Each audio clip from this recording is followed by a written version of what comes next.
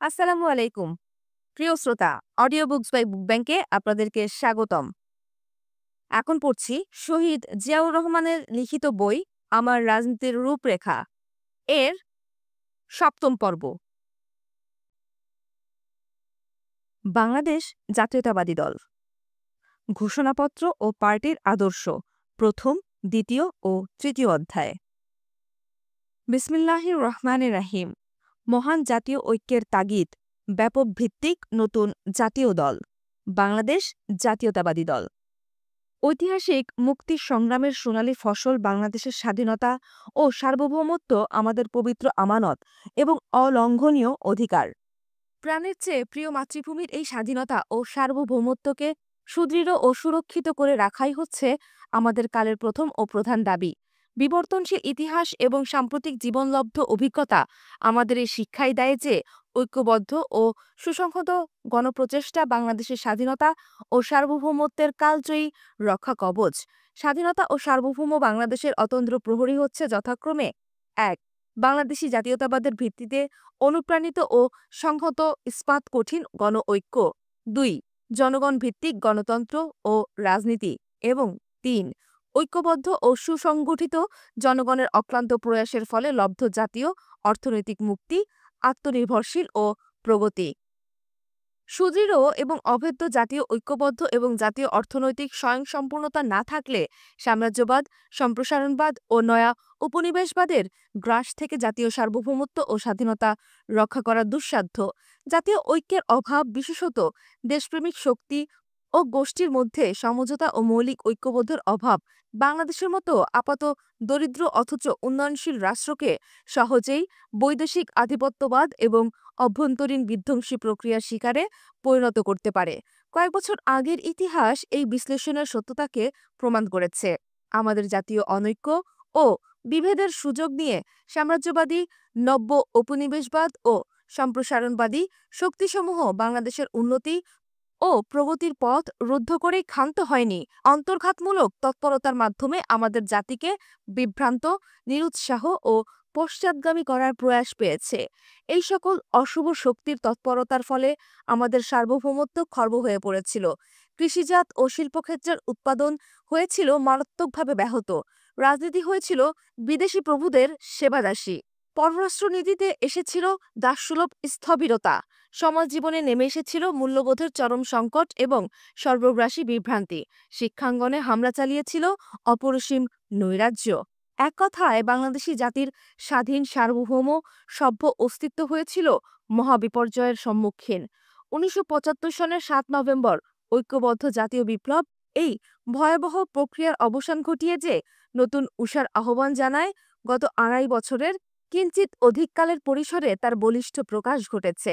১৯৭৮-এর ৩রা জুনের রাষ্ট্রপতি নির্বাচনের প্রক্রিয়ার মাধ্যমে প্রাপ্তবয়স্ক বাংলাদেশি নাগরিকের বিপুল সংখ্যাগরিষ্ঠ ভোটে বাংলাদেশের প্রথম রাষ্ট্রপতি জনগণ কর্তৃক নির্বাচিত হওয়ার ফলে জাতীয় ভিত্তিক ঐক্যের ইতিবাচক দিকটি আমাদের জনজীবনের প্রাসঙ্গিকভাবে সঙ্গবদ্ধ হয়েছে। ১৯৭৫-এর নভেম্বর থেকে শুরু করে ১৯৭৮-এর ৩রা জুন পর্যন্ত ও তার পরবর্তীকালের সকল ঘটনাই এই কথা প্রমাণ করে যে বাংলাদেশি জনগণ বৈদেশিক আধিপত্যবাদ এবং অভ্যন্তরীণ নৈরাজ্যের বিরোধী। ইতিহাসের রায় এই যে বাংলাদেশি জনগণ ১৯ দফাকে বাস্তবায়িত দেখতে চান। তারা সর্বতোভাবে দেশের স্বাধীনতা, অখণ্ডতা ও সার্বভৌমত্বের সংরক্ষিত দেখতে চান। তারা চান যে সর্বশক্তিমান আল্লাহর প্রতি সর্বাত্মক বিশ্বাস ও আস্থা, গণতন্ত্র, জাতীয়তাবাদী এবং সামাজিক ও অর্থনৈতিক ন্যায় বিচারের সমাজতন্ত্র জাতীয় জীবনের সর্বস্তরে প্রতিফলিত হোক। তারা চান যে বাংলাদেশের জনগণ যেন অন্নহীন, বস্ত্রহীন, স্বাস্থ্যহীন, নিরক্ষর ও আশ্রয়হীন অবস্থায় না থাকেন। তারা চান যে জাতীয় ঐক্য ও সংহতি সুদৃঢ় হোক। ৩রা জুনের রাষ্ট্রপতি নির্বাচনের এবং জাতীয় গণতান্ত্রিক ফ্রন্ট গঠনের মাধ্যমে যে বিস্তৃততর জাতীয় একতা এবং যে ঐতিহাসিক সংহতির প্রক্রিয়া শুরু হয়েছে তাকে স্থায়ী এবং সুসংঘবদ্ধ করাই হচ্ছে সময়ের দ্বিধাহীন দাবি। বাংলাদেশি জনগণ জাতীয় অনৈক্য, বিভেদজনিত দুর্বলতা ও অসহায়তার শিকার হতে চান না। জাতীয় জীবনের এই যুগসন্ধিক্ষণে জাগ্রত জনতার দাবি অত্যন্ত সুস্পষ্ট। জাতীয়তাবাদের ভিত্তিতে সুদৃঢ় গণ ঐক্য ও জনগণতন্ত্র গড়ে তুলতে হবে। ঐক্যবদ্ধ ও পুনরুজ্জীবিত জাতিকে অর্থনৈতিক স্বয়ংভরতার মাধ্যমে সাম্রাজ্যবাদ, সম্প্রসারণবাদ, নয়া উপনিবেশবাদ ও আধিপত্যবাদের বিভীষিকা থেকে মুক্তির নিশ্চয়তা দিতে হবে। জনগণের এই 4টি সোচ্চার মৌলিক দাবি মেটানোর জন্যই ইতিহাসের প্রয়োজনে জাতীয়তাবাদী ফ্রন্টভুক্ত রাজনৈতিক দলগোষ্ঠী ও অন্যান্যের সমবায়ে এই দল গঠিত হয়েছে। বাংলাদেশের জাতীয়তাবাদী দল জাতীয় মিলন ও ঐক্যের দল। এই দলের বৈপ্লবিক উদারতা ও বিশালতা সকল দেশপ্রেমিক মানুষকে এক অটল ঐক্যবাদী কাতারে সামিল করে জাতীয় পর্যায়ে স্থিতিশীলতা এবং সার্বিক উন্নতি ও প্রগতি আনতে সক্ষম হবে বলে যৌক্তিক ও বাস্তব আশা এবং সম্পূর্ণ বিশ্বাস আমাদের আছে। 2. জাতীয়তাবাদ ভিত্তিক ইস্পাত কঠিন গণ ঐক্য। অবিস্মরণীয় কাল থেকে বাংলাদেশি জনগণ এক অনস্বীকার্য ও বৈশিষ্ট্য নিয়ে উপমহাদেশের অন্যান্য জাতিসত্তা থেকে পৃথক অস্তিত্ব বজায় রেখেছে।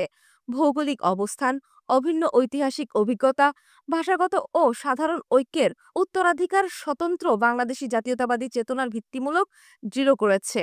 বহিঃশত্রু, সাম্রাজ্যবাদ, উপনিবেশবাদ এবং আধিপত্যবাদের বিরুদ্ধে যুদ্ধ, যুগান্তরের সংগ্রাম এই চেতনাকে বলিষ্ঠ করেছে।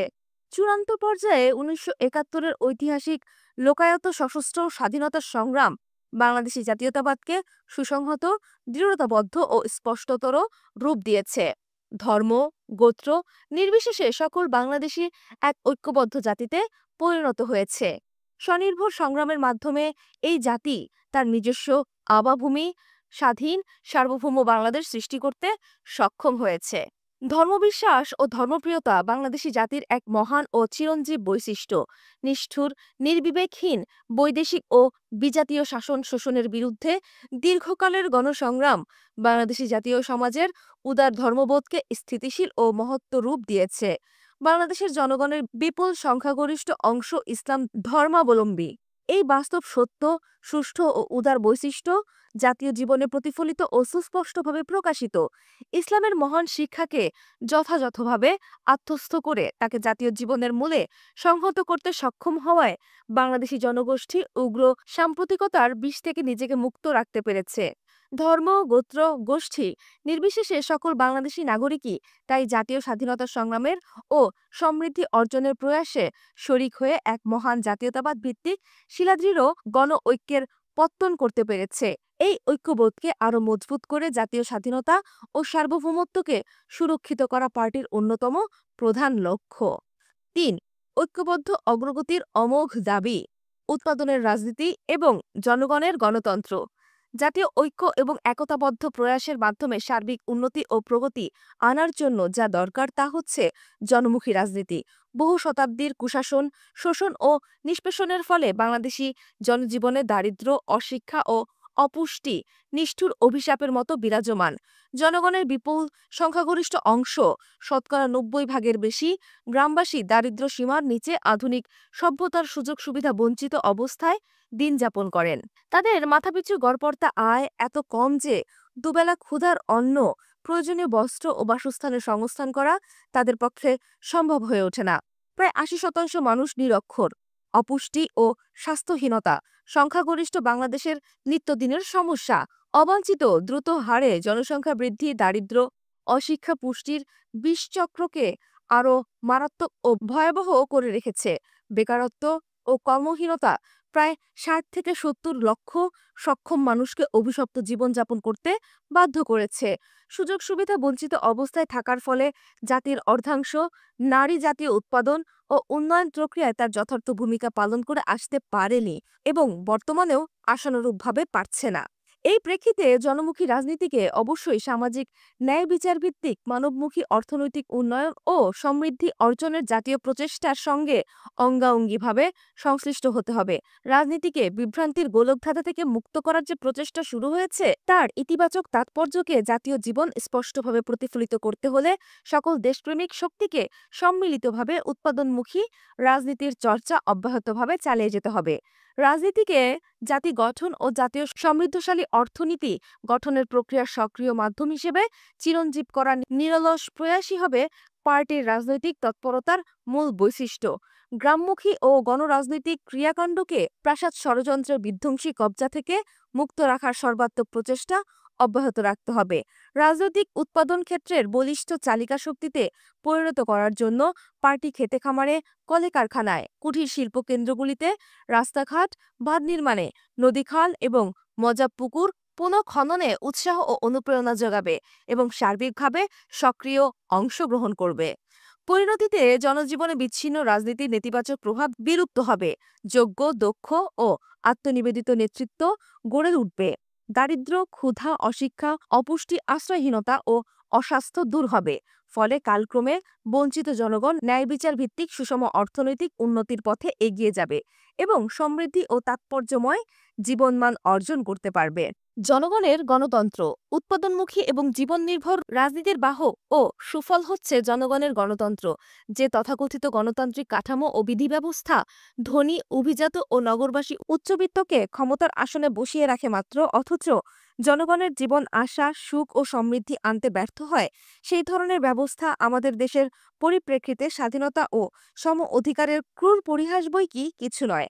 আমাদের দলের উদ্দেশ্য ও লক্ষ্য হচ্ছে এমন এক বাস্তব নির্ভর ও গণমুখী কাঠামো ও ব্যবস্থা গড়ে তোলা, যার মাধ্যমে বাংলাদেশের জনগণ নিজ নিজ ক্ষেত্রে সকল রাজনৈতিক ও সামাজিক বিষয়ে সিদ্ধান্ত গ্রহণ করতে পারবে এবং সেই সিদ্ধান্তকে কার্যকরী করে নিজেদের ভাগ্য পরিবর্তন করে জাতীয়, সামাজিক ও ব্যক্তিগত উন্নতি ও সমৃদ্ধি আনতে পারেন।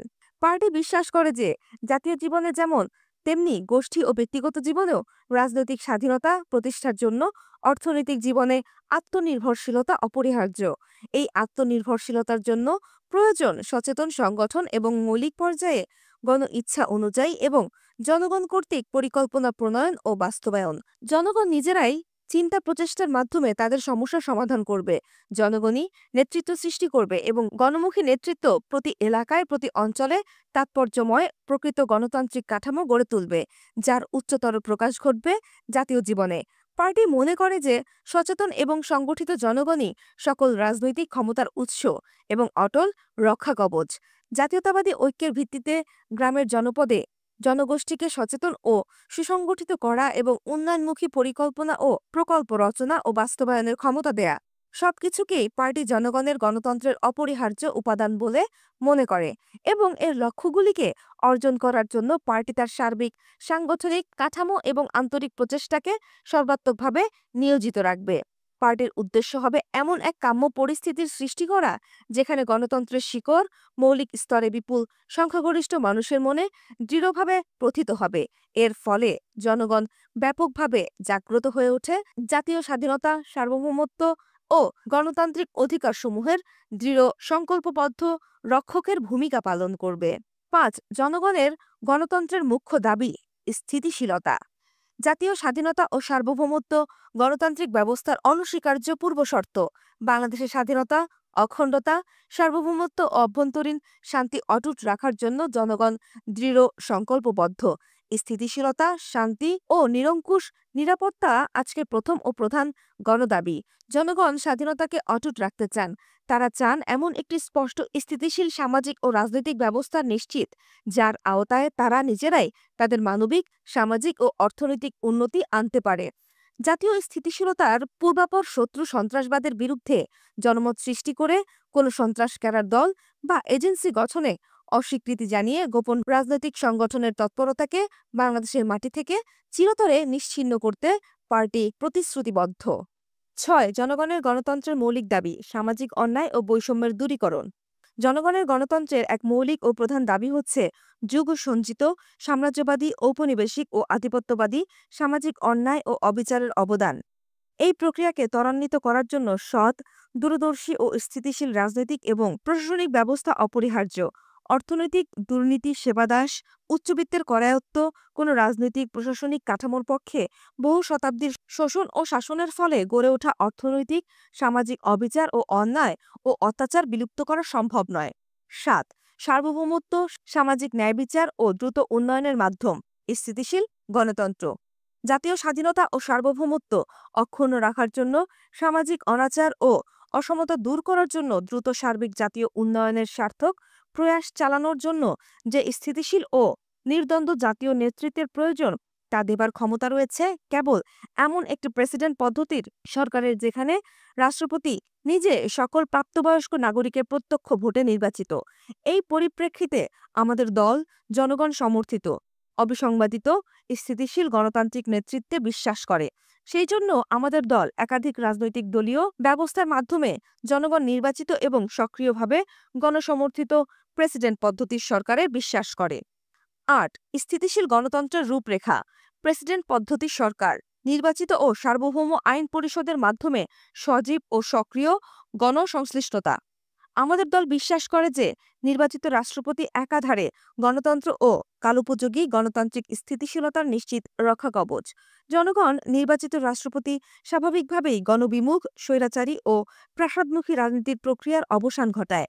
আমাদের দল বিশ্বাস করে যে ৩রা জুন ১৯৭৮-এর রাষ্ট্রপতি নির্বাচনের পর এই বক্তব্য বাস্তবতার নিরিখে সত্য প্রমাণিত হয়েছে। জনগণ নির্বাচিত রাষ্ট্রপতি যাতে দেশ ও জাতির প্রতি তার কর্তব্য ও দায়িত্ব সুচারুরূপে পালন করতে পারেন এবং যাতে করে জাতির জীবনে একনায়কত্বের অভিশাপ নেমে না আসে, সেজন্য আইন ও জাতীয় নীতিমালা প্রণয়নের বিষয়ে গণনির্বাচিত আইন পরিষদ ব্যবস্থার প্রতি আমাদের দলের পূর্ণ সমর্থন রয়েছে। আমাদের দল বিশ্বাস করে যে জাতীয় আইন পরিষদ আইন প্রণয়ন, বাজেট অনুমোদন, অপারগজনিত কারণে রাষ্ট্রপতিকে অপসারণ ও ইমপিচ করা, সকল আন্তর্জাতিক চুক্তি অনুমোদন এবং প্রয়োজন বোধে শাসনতন্ত্র সংশোধন সংক্রান্ত সকল বিষয় পূর্ণ ক্ষমতার অধিকারী হবে। ৯. মৌলিক অধিকার, বিচার বিভাগ ও আইনের শাসন। আমাদের দল বিচার বিভাগের স্বাধীনতা এবং আইনের শাসনে বিশ্বাস করে। আইনের চোখে সকল নাগরিকই সমান, এই মূল নীতিতে আমাদের দল বিশ্বাস করে। জনগণের মৌলিক অধিকার নিশ্চিতকরণে আমরা বিশ্বাসী। ১০. বিলুপ্ত মানবিক মূল্যবোধের পুনরুজ্জীবন। আমাদের দলের সকল প্রচেষ্টার মৌলিক লক্ষ্য হচ্ছে বাংলাদেশের জাতীয় জীবনে মানবমুখী সামাজিক মূল্যবোধের পুনরুজ্জীবন। নানা ঘাত প্রতিঘাতের মধ্যে আমাদের জীবনে, বিশেষত শিক্ষা ও উচ্চবিত্ত সমাজে মূল্যবোধের অবক্ষয় অভিশাপ হয়ে দেখা দিয়েছে। অমানবিকতা, অন্যায়, অনাচার, দুর্নীতি আমাদের সমাজ জীবনকে আচ্ছন্ন করে ফেলেছিল। গত ২.৫ বছর ধরে বাংলাদেশে এই অসহ্য অবস্থার পরিবর্তনের চেষ্টা চলছে। এই মহৎ প্রচেষ্টাকে বলিষ্ঠতর রূপ দেবার জন্য আমরা বদ্ধপরিকর। আমাদের দল জানে যে জাতীয় সমাজের সংখ্যাগরিষ্ঠ মানুষ দেশের কল্যাণ ও মঙ্গল চায়। আমরা জানি শুভবুদ্ধির পুনঃ অভ্যুদয় এবং প্রতিষ্ঠা অবশ্যই সম্ভব। আমরা সৃজনশীল উৎপাদনমুখী জীবনবোধ ফিরিয়ে আনার জন্য দৃঢ় সংকল্পবদ্ধ। এই লক্ষ্য অর্জনের জন্য আমরা আমাদের সকল শক্তিকে সংগঠিত ও সুসংবদ্ধ করব। ১১. স্থানীয় এলাকা সরকার ও বিকেন্দ্রীভূত রাজনৈতিক ক্ষমতা। উৎপাদনমুখী রাজনীতি এবং জনগণের গণতন্ত্রকে বলিষ্ঠ ভিত্তিতে স্থাপন করার জন্য ক্ষমতার বিকেন্দ্রীকরণ অবশ্যই প্রয়োজনীয়। পার্টি মনে করে যে গণমুখী রাজনীতির অমোঘ পরিণতিতে কেন্দ্রীভূত ক্ষমতার অবসান ঘটবে। স্থানীয় সরকারের ক্ষমতা ও দক্ষতাকে ক্রমান্বয়ে এবং দ্রুত বাড়াবার নীতিতে পার্টি বিশ্বাস করে। স্থানীয় সরকারসমূহ যাতে জাতীয় জীবনে যথাযথ ভূমিকা পালন করতে পারে, সেজন্য ক্ষমতা বিকেন্দ্রীকরণের বিষয়ে পার্টি যথাপ্রয়োজন সাংবিধানিক, সাংগঠনিক এবং প্রশাসনিক ব্যবস্থা গ্রহণ করবে। সংগঠনের মাধ্যমে সংখ্যাগরিষ্ঠ ও বহুকাল বঞ্চিত গ্রামীণ ভূমিহীন নারী, অশিক্ষিত বা অর্ধশিক্ষিত তরুণ তরুণীকে সক্রিয়ভাবে স্থানীয় এলাকা সরকারে এলাকা উন্নয়ন, প্রকল্প প্রণয়ন ও বাস্তবায়নে সংশ্লিষ্ট করার নীতি ও সাংগঠনিক প্রয়াসকে পার্টি অব্যাহত রাখবে।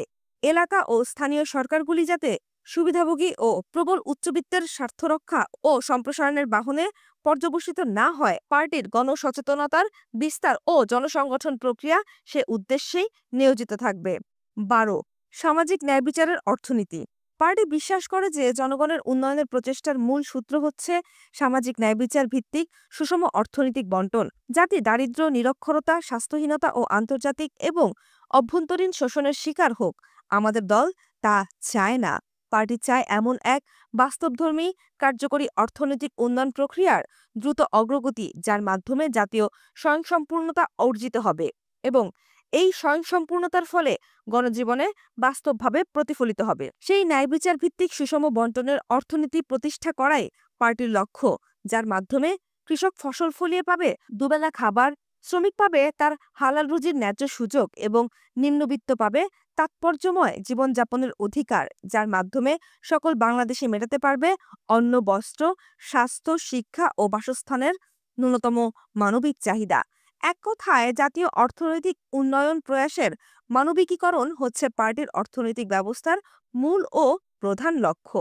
এজন্যই পার্টির অভিমত হচ্ছে এই যে মৌল অর্থনীতির সঙ্গে সম্পর্কযুক্ত এবং প্রতিরক্ষামূলক শিল্প উদ্যোগসমূহ রাষ্ট্রায়ত্ত থাকবে এবং এর বাইরে সকল শিল্প ও উৎপাদন ক্ষেত্রে বাংলাদেশি বেসরকারি এবং বহির্দেশীয় উদ্যম ও উদ্যোগকে উৎসাহ দেওয়া হবে। মাঝারি ও ক্ষুদ্র শিল্প ও উৎপাদন প্রচেষ্টায় পার্টি সরকারি ও বেসরকারি উদ্যোগকে সব সাহায্য ও উৎসাহ দেবে। ১৩ জনসম্পদের সার্বিক উন্নয়ন ও সদ্ব্যবহার। জনগণের গণতন্ত্র, উৎপাদনমুখী রাজনীতি এবং বাস্তব নির্ভর ও গণমুখী অর্থনৈতিক উন্নয়ন প্রক্রিয়ার পরিপ্রেক্ষিতে বাংলাদেশের বিপুল জনসমাজকে কাজে লাগিয়ে সার্বিক জাতীয় উন্নতি ও সমৃদ্ধি ত্বরান্বিত করা পার্টির অন্যতম প্রধান লক্ষ্য। বাংলাদেশের জনগোষ্ঠীর বিপুল সংখ্যক সদস্য কর্মক্ষম হয়েও নিরক্ষরতার, দক্ষহীনতা ও সুযোগহীনতার ফলে বেকার ও আধা বেকার জীবনযাপন করছেন। তাদেরকে বৃত্তিমূলক, উৎপাদনমূলক এবং কুটির শিল্প প্রক্রিয়ায় সংশ্লিষ্ট করে উপার্জনক্ষম স্বাবলম্বী নাগরিকে পরিণত করাই হচ্ছে পার্টির নীতি। গত ২.৫ বছর ধরে এক্ষেত্রে যেসব বলিষ্ঠ পদক্ষেপ গ্রহণ করা হয়েছে, পার্টি তা আন্তরিকভাবে সমর্থন করে। পার্টি মনে করে যে এই প্রক্রিয়াকে জোরদার ও বিস্তৃততর করা প্রয়োজন, যাতে করে বাংলাদেশের ৭০ থেকে ৮০ লক্ষ বেকারের স্বদেশ ও বিদেশে কর্মসংস্থান ঘটে এবং বর্তমান দশকের কিশোর কিশোরীরা যখন তরুণ তরুণীতে পরিণত হবে, তখন তাদেরও কর্মহীনতা এবং বেকারত্বের অভিশাপে ভুগতে না হয়। এক কথায়, যারা দেশে, বিশেষ করে গ্রাম এলাকায় কোনো কর্মক্ষম বাংলাদেশী যাতে কর্মহীন না থাকে, বৃত্তিমূলক প্রশিক্ষণ, দক্ষতা বর্ধন ও কুটির শিল্পের দ্রুত ও ব্যাপক সম্প্রসারণের মাধ্যমে পার্টির সরকার সে ব্যবস্থা করবেন। ১৪ নারী সমাজের সার্বিক মুক্তি ও প্রগতি। বাংলাদেশের অর্ধেক নাগরিকই নারী। প্রাচীন সামাজিক বিধি ব্যবস্থা ও কুসংস্কারের নিগড়ে অবরুদ্ধ থাকার ফলে বাংলাদেশের নারী সমাজ ব্যাপকতর জাতি গঠনমূলক ও জাতীয় অর্থনৈতিক উৎপাদন প্রক্রিয়া যথার্থ ভূমিকা পালন করতে অক্ষম ছিলেন। বর্তমান অনুপ্রেরণা ও উৎসাহের ফলে এই দুঃসহ ও অবাঞ্ছনীয় পরিস্থিতির অবসানের সূচনা হয়েছে।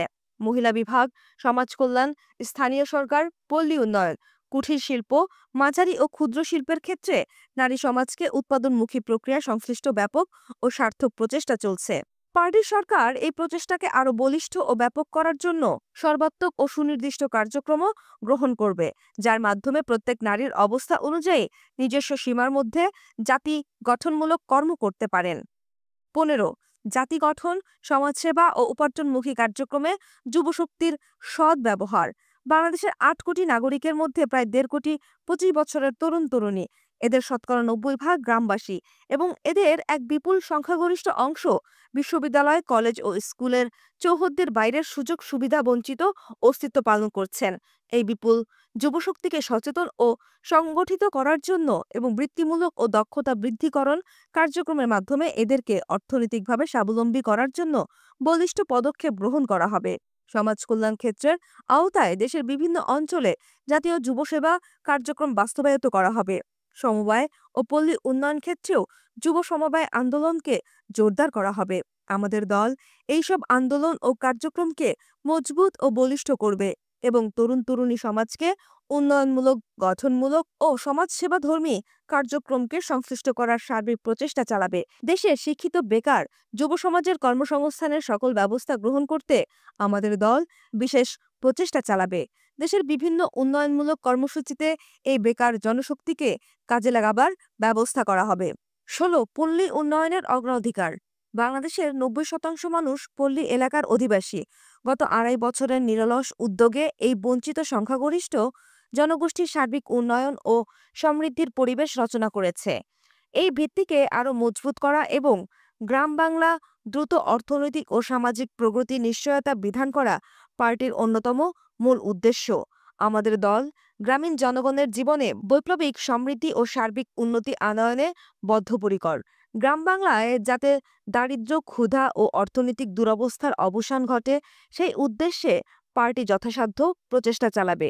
এই উদ্দেশ্য সাধনের জন্য পার্টি গ্রামীণ কুটির শিল্প, ব্যাপক কৃষি শিক্ষা, মৎস্য চাষ শিক্ষা ও বৃত্তিমূলক প্রশিক্ষণ ও উৎপাদন প্রক্রিয়াকে বলিষ্ঠ ও ব্যাপকতর ভিত্তিতে সংগঠিত করবে। গ্রামীণ জনগোষ্ঠীর মধ্যে অক্ষরজ্ঞান ও জীবনোপযোগী শিক্ষার বিস্তার ঘটাবে। গ্রামাঞ্চলে পর্যায়ক্রমে উন্নতমানের বাসস্থান ব্যবস্থা নিশ্চিত করবে। গ্রামীণ জনগণের স্বাস্থ্য উন্নয়ন ও পুষ্টিবর্ধন নিশ্চিত করবে। গ্রামীণ বিদ্যুতায়ন প্রক্রিয়া ও যোগাযোগ ব্যবস্থা দ্রুত উন্নয়নের জন্য সার্বিক প্রয়াস চালাবে। ভূমি ব্যবস্থা ও প্রশাসনকে ন্যায়বিচার ভিত্তিক আধুনিক ও সুবিন্যস্ত রূপ দেবে। সংক্ষেপে, পল্লী এলাকার দ্রুত উন্নয়নকে সকল পর্যায়ে অগ্রাধিকার দিয়ে পার্টি পল্লী অর্থনীতি ও সমাজের উন্নয়ন সাধন করে বাংলাদেশের জনগোষ্ঠীর সংখ্যাগরিষ্ঠ অংশের সমৃদ্ধির পথ প্রশস্ত করবে। ১৭. গণমুখী কৃষিনীতি ও কার্যক্রম। বাংলাদেশের পল্লী এলাকার অধিবাসীদের ৮০% কৃষিজীবী। আমাদের দল প্রগতিশীল কৃষিনীতির মাধ্যমে খাদ্যশস্য ও অন্যান্য কৃষিজাত দ্রব্যের উৎপাদন বৃদ্ধি করে দেশকে স্বয়ংভর ও আত্মনির্ভরশীল করতে বদ্ধপরিকর। খাদ্যশস্য ও কৃষিজাত দ্রব্যের উৎপাদন দ্বিগুণ করার যে আন্দোলন শুরু হয়েছে তাকে সফল পরিণতির দিকে এগিয়ে নিয়ে যাবার জন্য আমরা সার্বিক আন্তরিক প্রচেষ্টা চালাবো। এই উদ্দেশ্যে আমরা সুসংহত কৃষি কার্যক্রমকে মজবুত করব। প্রয়োজন মতো কৃষি যন্ত্রপাতি উপকরণ সরবরাহ করে প্রতিটি কৃষিজীবীকে বাস্তবমুখী প্রশিক্ষণের মাধ্যমে সমৃদ্ধির সংগ্রামে সবল ও দক্ষ কৃষক হিসেবে গড়ে তুলব। সুসংগঠনের মাধ্যমে দরিদ্র ও ক্ষুদ্র কৃষকের হাত মজবুত করে তার ভাগ্য উন্নয়নের সাহায্য করে জাতীয় অর্থনীতিকে স্বনির্ভর এবং বলিষ্ঠ করে গড়ে তুলব। এই লক্ষ্য অর্জন করার জন্য আমাদের দল একটি বাস্তবমুখী ভূমি সংস্কার ও ভূমি বণ্টনের পরিকল্পনা গ্রহণ করবে। বস্তুত আমাদের কৃষি, পশুপালন ও মৎস্যনীতি কার্যক্রম আমাদের দেশকে খাদ্যে শুধু স্বয়ংসম্পূর্ণ করবে না, বরং খাদ্যে উদ্বৃত্ত দেশে পরিণত করবে, যাতে করে খাদ্যশস্য, অন্নবীজ, কৃষিজাত পণ্য এবং মাছ রপ্তানি করে আমরা জাতীয় সমৃদ্ধির পথ বিস্তৃততর করতে পারি। ১৮. সমবায় ভিত্তিতে জাতীয় উন্নয়ন। সামগ্রিক জাতীয় উন্নয়ন, বিশেষত পল্লী উন্নয়নের ক্ষেত্রে সুসংগঠিত এবং জনসমর্থিত সমবায় আন্দোলন যে বলিষ্ঠ ও ঐতিহাসিক ভূমিকা পালন করতে পারে এই সম্পর্কে পার্টি সচেতন। আমাদের দল বিশ্বাস করে যে আমাদের দেশে সমবায় আন্দোলনের প্রসার ও সাফল্যের প্রধান প্রতিবন্ধক হচ্ছে এই প্রক্রিয়ায় আমলাতান্ত্রিক সংগঠন ও মধ্যস্থ ভোগীদের প্রাধান্য এবং জনগণের অশিক্ষা ও জনমতের সমবায় সম্পর্কে যথার্থ জ্ঞানের অভাব।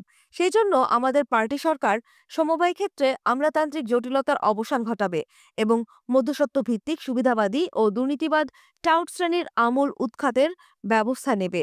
আনুষ্ঠানিক শিক্ষার বিস্তার ঘটিয়ে ও জাতীয় ভিত্তিক ব্যাপক সমাজসেবা ও কল্যাণমূলক আন্দোলন চালিয়ে জনমনের সমবায় সম্পর্কে সঠিক ধারণার সৃষ্টি করবে।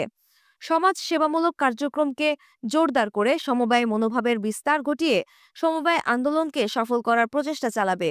এই সকল ব্যবস্থা সার্থকভাবে গ্রহণ করে পার্টির সরকার সমবায় আন্দোলনকে কৃষি ও কুটির শিল্পের ব্যাপক উন্নয়নমুখী বিস্তারের বাহন হিসেবে গড়ে তুলতে এবং গ্রামীণ কৃষক, মজদুর, ক্ষুদ্র ব্যবসায়ী, পেশাজীবী ইত্যাদিকে অর্থনৈতিকভাবে সুসংহত করে জাতীয় উৎপাদন বৃদ্ধির বলিষ্ঠ মাধ্যম হিসেবে কাজ করার সুযোগ করে দেবে। ১৯. সৃজনশীল উৎপাদনমুখী এবং গণতান্ত্রিক শ্রমনীতি। জাতীয় শিল্প শ্রমিক নীতিতে শ্রমিক ও জাতীয় স্বার্থের এক সুষ্ঠু সমন্বয় ও সমতা বিধানের প্রয়োজন অনস্বীকার্য। শ্রমিকগণ যাতে তাদের ন্যায্য পাওনা ও সুযোগ সুবিধা লাভ করতে পারেন তার ব্যবস্থা আমাদের পার্টি করবে। সেই সঙ্গে শ্রম ক্ষেত্রে গঠনমূলক উৎপাদনশীল মনোভাব ও কার্যক্রম বিকাশের উপর প্রতিনিয়ত গুরুত্ব দেওয়া হবে। শ্রমিকদের ন্যায্য ট্রেড ইউনিয়ন গঠন ও পরিচালনার অধিকার অক্ষুণ্ণ রাখা হবে এবং সংগঠিত ট্রেড ইউনিয়ন আন্দোলনকে শ্রমিক ও জাতীয় স্বার্থের রক্ষা কবচ হিসেবে গড়ে তোলা হবে। ২০. সার্বিক জীবনমান উন্নয়ন ভিত্তিক স্বাস্থ্য ও পরিবার পরিকল্পনা কার্যক্রম। আমাদের দলের বিশ্লেষণ অনুযায়ী সর্বাত্মক উন্নয়ন হচ্ছে সার্থক স্বাস্থ্য কর্মসূচি ও জনসংখ্যা নিয়ন্ত্রণ কার্যক্রমের চাবিকাঠি। জাতীয় স্বাস্থ্য ও পুষ্টিবর্ধন কর্মসূচি এবং জনসংখ্যা নিয়ন্ত্রণ ও পরিবার পরিকল্পনা কার্যক্রমের তুলনামূলক ব্যর্থতার কারণ এই যে এইসব কর্মসূচিকে অতীতে সামাজিক ও অর্থনৈতিক কার্যক্রম থেকে বিচ্ছিন্ন রাখা হয়েছিল। সংকীর্ণ পেশাগত তত্ত্ববাদ জীবন বিচ্ছিন্ন এক প্রক্রিয়া। স্বাস্থ্য জনসংখ্যামূলক কার্যক্রম আমাদের দেশে তখনই সফল হয় যখন এগুলিকে জনমানব উন্নয়ন প্রক্রিয়ার সঙ্গে সংশ্লিষ্ট করা যায়। পার্টি সন্তোষের সঙ্গে লক্ষ্য করেছে যে স্বাস্থ্য ও জনসংখ্যা নিয়ন্ত্রণমূলক কার্যক্রম জীবনমুখী ও জীবন নির্ভর হয়ে উঠেছে। পার্টি এই প্রচেষ্টাকে এগিয়ে নিয়ে যেতে বদ্ধপরিকর। স্বাস্থ্য ও পরিবার পরিকল্পনা আন্দোলনকে জাতীয় পর্যায়ে সফল করার জন্য আমাদের দেশে 90% গ্রাম নিবাসী দরিদ্র ও নিরক্ষর মানুষের জীবনের সার্বিক অর্থনৈতিক উন্নয়নের অক্লান্ত চেষ্টা চালাবে। এদের মধ্যে সমাজ চেতনা ও সামাজিক একতা বোধ সংহত করার প্রয়াস পাবে। সমাজের উন্নয়ন ও সমাজ কল্যাণ প্রচেষ্টাকে জোরদার করবে। অর্থনৈতিক, শিক্ষাগত ও সামাজিক উন্নয়নের দৃঢ় ভিত্তি সহজেই জাতীয় স্বাস্থ্য ও পরিবার পরিকল্পনা কার্যক্রমকে বাঞ্ছিত সফলতা এনে দিবে। 21 গণমুখী ও জীবন নির্ভর শিক্ষা কার্যক্রম। ঔপনিবেশিক শিক্ষা ব্যবস্থা ঢেলে সাজাবার জন্য সাম্প্রতিককালে যে সকল পদক্ষেপ গ্রহণ করা হয়েছে, পার্টি তাকে সমর্থন জানায়। আমাদের দলের সরকার এমন একটি শিক্ষা ব্যবস্থা প্রবর্তনের পক্ষপাতী যা জাতীয় ঐক্য আনে, উৎপাদন বাড়ায় এবং ব্যক্তিগত ও বৃত্তিমূলক শিক্ষার দ্রুত প্রসার ঘটাবে, যাতে করে শিক্ষিত তরুণ তরুণী বেকারত্বের অভিশাপে না ভোগে। নিরক্ষরতা দূরীকরণ ও জীবন নির্ভর ও জীবনমুখী শিক্ষা ব্যবস্থা করা আমাদের প্রধান উদ্দেশ্য। নিরক্ষরতার দূরীকরণের জন্য আনুষ্ঠানিক এবং ব্যবহারিক শিক্ষা বিস্তারের জন্য সারা দেশব্যাপী আন্দোলন গড়ে তোলা আমাদের অন্যতম লক্ষ্য। 22 উন্নত যোগাযোগ ব্যবস্থার নিশ্চয়তা। সুষ্ঠু এবং সুপরিচালিত যোগাযোগ ব্যবস্থা ছাড়া বাংলাদেশের মতো একটি উন্নয়নশীল রাষ্ট্র উন্নত ও সমৃদ্ধ হতে পারে না। জাতীয় অর্থনীতি, বিশেষত গ্রামীণ অর্থনীতি ও মানব সম্পদ যাতে দ্রুত উন্নতি লাভ করতে পারে, সেজন্য পার্টি রেল, সড়ক, বিমান ও নৌ পরিবহন সহ সকল যোগাযোগ ও পরিবহন ব্যবস্থা সর্বোত্তম উন্নতি সাধনের প্রচেষ্টাকে অব্যাহতভাবে জোরদার করে চলবে। 23 সমৃদ্ধির চাবিকাঠি প্রাকৃতিক সম্পদের সদ্ব্যবহার। বাংলাদেশের প্রাকৃতিক সম্পদসমূহ এখনও বহুলাংশে অনাবিষ্কৃত ও অল্প ব্যবহৃত। প্রাকৃতিক সম্পদ যথাযথ উন্নয়ন ও ব্যাপক ব্যবহার জাতীয় অর্থনৈতিক উন্নয়ন ও সমৃদ্ধির অন্যতম নিশ্চিত উপাদান। বাংলাদেশের বিচিত্র ও বহুমুখী প্রাকৃতিক সম্পদ পাথর, তেল, কয়লা, গ্যাস, চীনামাটি, পানি, সৌরতাপ, বনজ ও সমৃদ্ধি অর্জনের কাজে লাগে। সেজন্য পার্টির সরকার আধুনিক বাস্তবমুখী উন্নয়ন ও ব্যবহার নীতি প্রণয়ন করবে এবং সেই নীতি অনুযায়ী বলিষ্ঠ কার্যক্রম গ্রহণ করবে। 24 তুলনামূলকভাবে অনুন্নত এলাকা ও জনগোষ্ঠী উন্নয়ন ও সমৃদ্ধির জন্য ব্যাপক গণপ্রচেষ্টা। বাংলাদেশের বিভিন্ন অঞ্চল ও জনগোষ্ঠীর জাতীয় উন্নয়ন প্রয়াস ও প্রক্রিয়ায় সার্থকভাবে সংশ্লিষ্ট হতে পারেনি। ঐতিহাসিক কারণে বা সুষ্ঠু যোগাযোগ ব্যবস্থার অভাবের কারণে এসব অঞ্চল ও জনগোষ্ঠীর সার্বিক মানবিক, সামাজিক ও অর্থনৈতিক উন্নয়ন প্রচেষ্টাকে আমরা জোরদার করব। যেসব আদিবাসী ও দুর্গম অঞ্চলের অধিবাসী উপজাতি ঐতিহাসিক ও ঔপনিবেশিক কুশাসন ও শোষণের কারণে শিক্ষাগত, অর্থনৈতিক ও অন্যান্য ক্ষেত্রে পেছনে পড়ে আছেন, তাদের দ্রুত ও অর্থবহ উন্নতি ও সমৃদ্ধির জন্য আমাদের পার্টি সুনির্দিষ্ট কর্মপন্থা বাস্তবায়িত করবে। 25 সশস্ত্র বাহিনী সার্বভৌমত্বের সুনিশ্চিত রক্ষা কবচ। বাংলাদেশের সশস্ত্র বাহিনী জাতীয় সার্বভৌমত্ব ও স্বাধীনতার অতন্দ্র প্রহরী।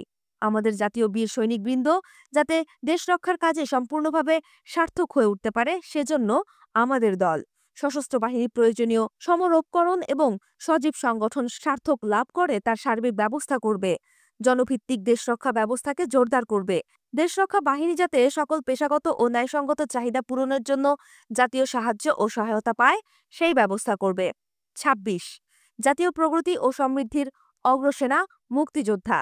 1971-এর মহান মুক্তি সংগ্রামের সেনানীরা আমাদের জাতীয় উপলব্ধি ও সংহতির কেন্দ্রীয় উপাদান। তারা যাতে বাস্তবভিত্তিক, সৃজনশীল, গঠনমূলক ও উৎপাদনমূলক কার্যক্রমে শরিক হতে পারেন, সেজন্য আমাদের পার্টি ও তার সরকার সুনিশ্চিত কর্মসূচি বাস্তবায়নে ব্রতী হবে। এই উদ্দেশ্যে মুক্তিযোদ্ধাদের সংগঠিত করে তাদেরকে নিজেদের নিজ পরিবারের ও জাতীয় উন্নতি সমৃদ্ধির কাজে নিয়োজিত করার কর্মপন্থাকে বলিষ্ঠতর করা হবে।